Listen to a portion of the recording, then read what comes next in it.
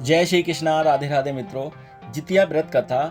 आज माताएं और बहनें अपने बच्चों की दीर्घायु के लिए जीवित पुत्री का व्रत यानी कि जितिया का व्रत रखेंगी और भगवान जीमूत वाहन की विधि विधान से पूजा करके व्रत करने का संकल्प लेंगी।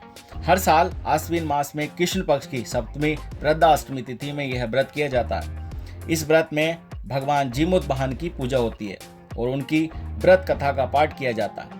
मान्यता है कि इस कथा का पाठ करने से आपके बच्चों की आयु लंबी होती है और साथ ही उनका जीवन एक राजा के समान बीतता है। एक बार नैमिषारण्य के निवासी ऋषियों ने संसार के कल्याणार्थ सूत जी से पूछा, हे सूत, कराल कलिकाल में लोगों के बालक किस तरह दीर्घायु होंगे सो कहिए। सूत जी बोले, जब द्वापर का अंत और कलयुग का आरंभ था उसी समय बहुत सी शोकाकुल स्त्रियों ने आपस में एक सलाह ली थी कि क्या इस कलयुग में माता के जीवित रहते पुत्र मर जाएंगे।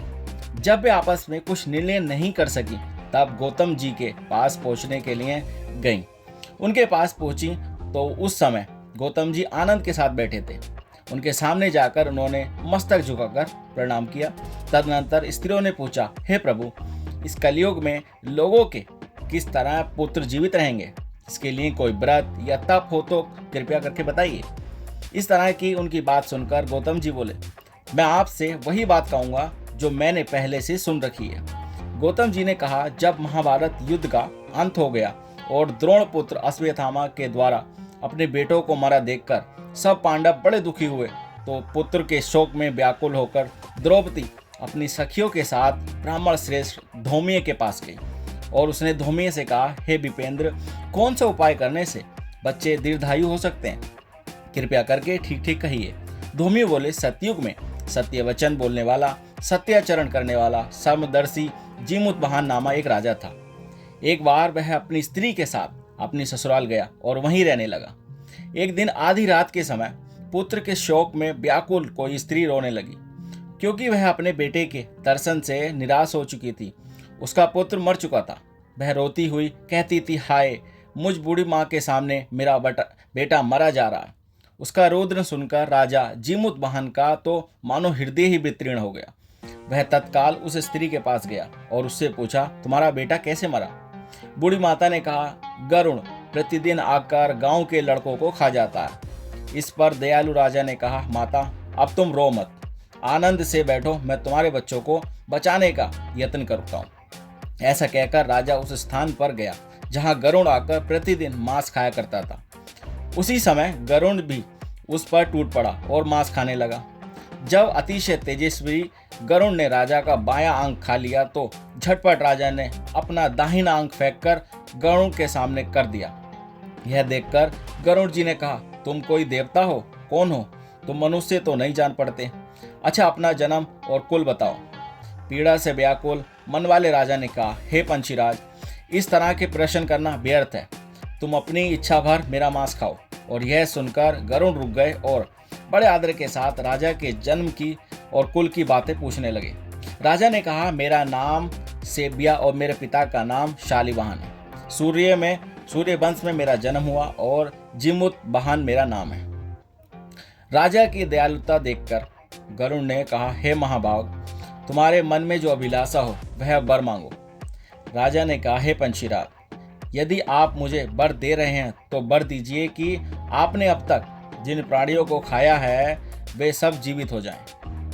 हे स्वामीन, आपसे आप यहाँ बालकों को ना खाएं और कोई ऐसा उपाय करें कि जहाँ वो उत्पन्न हो वे लोग बहुत दिनों तक जीवित रहें। धौम्य ने कहा कि पंछीराज गरुड़ राजा को वरदान देकर स्वयं अमृत के लिए नागलोक चले गए। वहाँ से अमृत लाकर उन्होंने उन मरे मनुष्यों की हड्डियों पर बरसाया। ऐसा करने से सब लोग जीवित हो गए जिनको कि पहले गरुड़ ने खाया था। राजा के त्याग और गरुड़ की कृपा से वहाँ बालों का बहुत कष्ट दूर हो गया। उस समय राजा के शरीर की शोभा दुगनी हो गई। राजा की दयालुता देखकर गरुड़ ने फिर कहा, मैं संसार के कल्याणार्थ एक और वरदान दूंगा।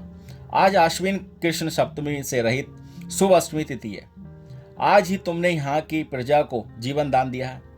हे वत्स, अब से यह दिन ब्रह्मा भाव हो गया, जो मूर्ति भेद से विविध नामों से विख्यात है। वहीं त्रिलोक से पूजित दुर्गा अमृत प्राप्त करने के अर्थ में जीवंती का पुत्र कहलाएगी। सो इस तिथि को जो स्त्रियां उस जीवित पुत्रिका की ओर कुश और आकृति बनाकर तुम्हारी पूजा करेगी तो दिनों दिन उनका सौभाग्य बढ़ेगा और वंश भी बढ़ोतरी की ओर होगा।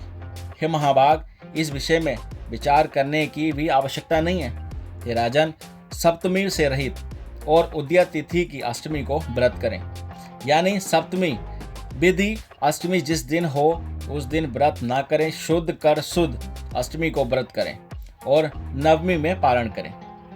यदि इस दिन पर ध्यान दिया गया तो फल नष्ट ही हो जाएगा और सौभाग्य तो अवश्य ही नष्ट होगा।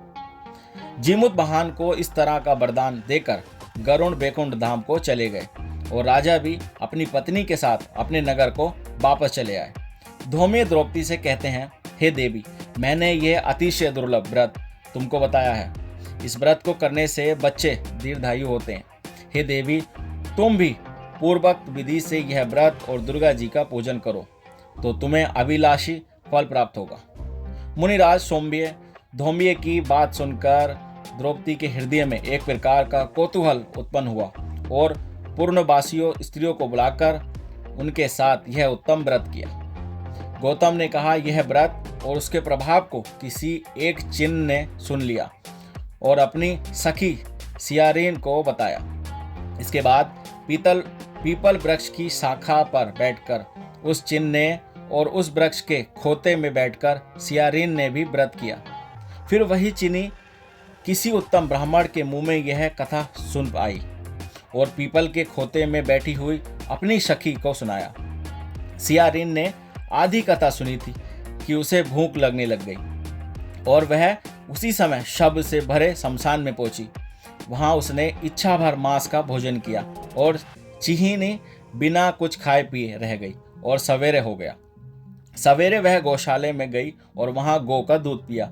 इस तरह नवमी को उसने पारण किया। कुछ दिनों बाद वे दोनों मर गईं और अयोध्या में किसी धनी व्यापारी के घर में जन्मी। संयोग से उन दोनों का जन्म एक ही घर में हुआ, जिसमें सियारीन ज्येष्ठ हुई और चिन छोटी। वे दोनों सभी शुभ लक्षणों से युक्त थी, इसलिए बड़ी लड़की काशीराज के और छोटी उनकी मंत्री के साथ ग्राहपत्य अग्नि के समान विधि पूर्वक ब्याई गई। पूर्व जन्म में कर्म फल से वह मृग यानी यज्ञनी रानी हुई। जिस किसी भी संतान को उत्पन्न करती वह मर जाती थी और पूर्व जन्म की बातों को स्मरण करने वाली मंत्री की पत्नी ने अष्ट वसुओं के संदर्भ तेजस्वी 8 बेटे उत्पन्न किए और सभी जीवित रह गए। अपनी बहिन के पुत्रों को जीवित देखकर ईर्ष्यावश राजपत्नी ने अपने स्वामी से कहा कि यदि तुम मुझे जीवित देखना चाहते हो तो इस मंत्री के भी पुत्रों को उसी जगह भेज दो जहां मेरे बेटे गए हैं, अर्थात इन्हें मार डालो। यह सुनकर राजा ने उस मंत्री के पुत्रों को मारने के लिए कई प्रकार के उद्योग किए, पर मंत्री पत्नी ने जीवंती का पुत्रिका के पूर्ण बल से बचा लिया। एक दिन राजा ने अपने आदमियों से उन पुत्रों का सिर कटवाकर पिटारी में रखवाया और वह पिटारी उनकी माता मंत्री पत्नी के पास भेज दिया, किंतु वे 8 सिर बेशकीमती जवाहरात हो गए और भगे चंगे वे 8 लड़के अपनी माता के पास चले गए। उनको जीवित देखकर राजपत्नी को बड़ा विस्मय हुआ। अंत में वह मंत्री की पत्नी के पास आई और उसने पूछा, बहन, तुमने कौन सा ऐसा पुण्य किया है जिससे बार बार मारे जाने पर भी तुम्हारे बेटे नहीं मरते? इस पर मंत्री की पत्नी ने कहा, पूर्व जन्म में मैं चिन्ह थी और तुम सियारीन। हमने और तुमने साथ साथ जीवित पुत्रिका का व्रत किया था। तुमने व्रत के नियमों का भलीभांति पालन नहीं किया था और मैंने किया था।